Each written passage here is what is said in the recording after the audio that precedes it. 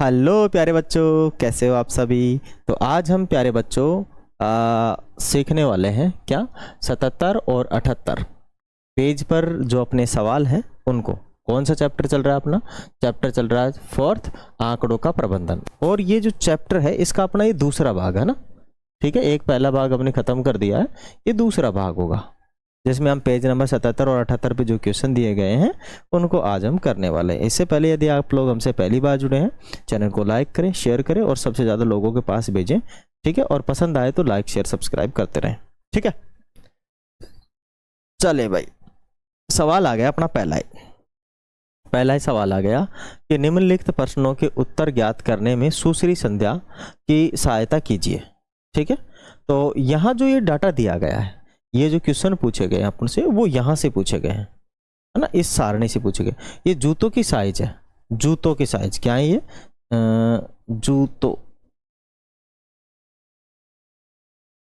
जूतों की साइज। ठीक है, जूतों की साइज मतलब नंबर है।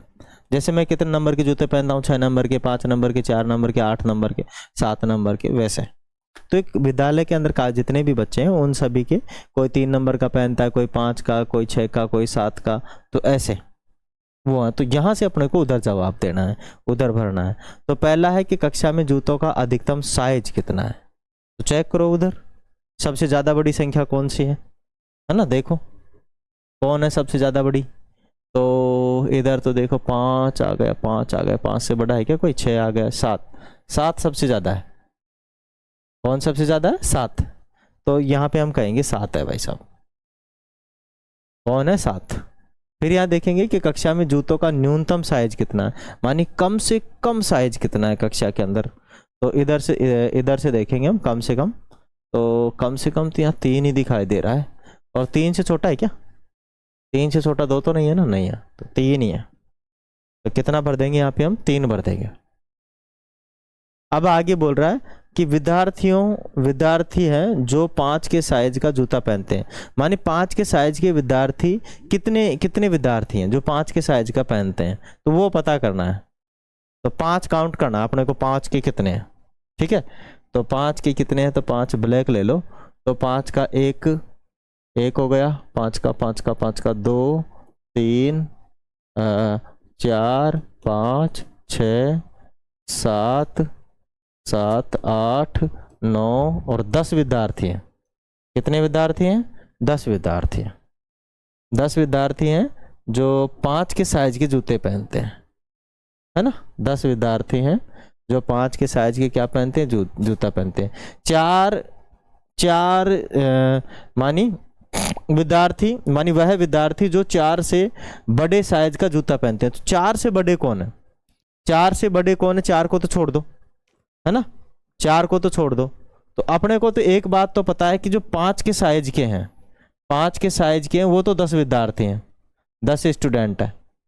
6 के कितने हैं वो देखने हैं अपने को, 6 के साइज के। ठीक है, 6 के साइज के कितने विद्यार्थी हैं वो देखने हैं। 6 के लिए देखो इधर कोई 6 नहीं है, और इधर है 1, 2, 3 और 4, 4 है ना। 6 के साइज के कितने विद्यार्थी है? 4 स्टूडेंट है। 7 के साइज के देखने हैं, तो 7 के साइज का तो एक ही है और कहीं नहीं है ना, एक ही है, एक। तो टोटल मिला के कितने हो गए अपने पास? 15 हो गए, 15 विद्यार्थी हो गए, है ना। कितने हो गए हैं? 15। 15 विद्यार्थी हैं जो 4 से बड़े साइज के जूते पहनते हैं। समझ में आ गया? ठीक है, चलते हैं आगे, सवाल आगे लेते हैं।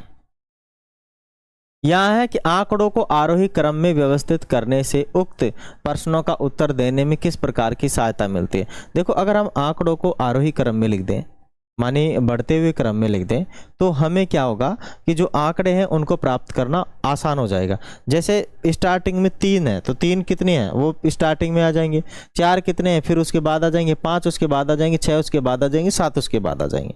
तो आसानी होगी, है ना, आरोही क्रम में लिखने में आंकड़े प्राप्त करने में आसानी होगी। तो यहां लिखेंगे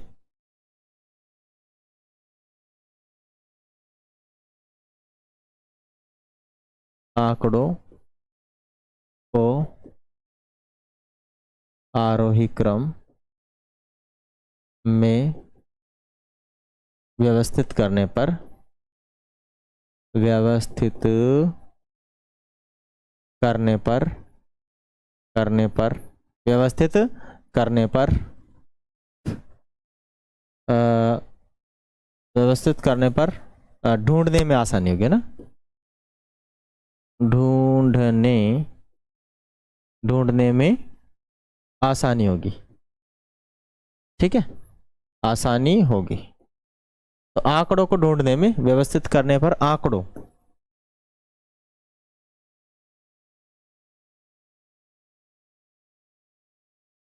को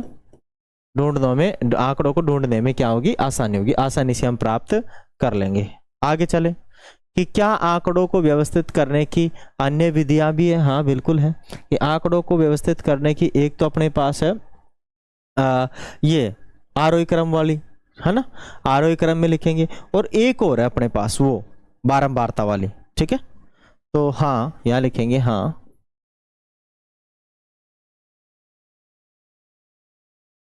आंकड़ों को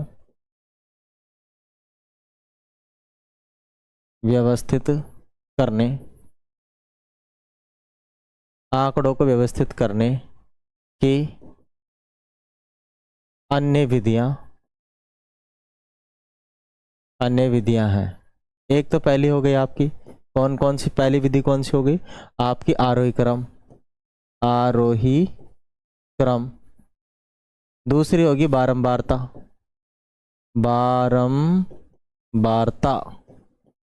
में लिखना। ठीक है, अगर हम इनको आरोही क्रम और बारंबारता में लिख दें तो क्या होगी, व्यवस्थित करने में आसानी होगी। समझ में आ गया? आगे चले, आगे देखो पेज नंबर कौन कौन सा हो गया अपना, पेज नंबर इसमें 77-78 हो गया है।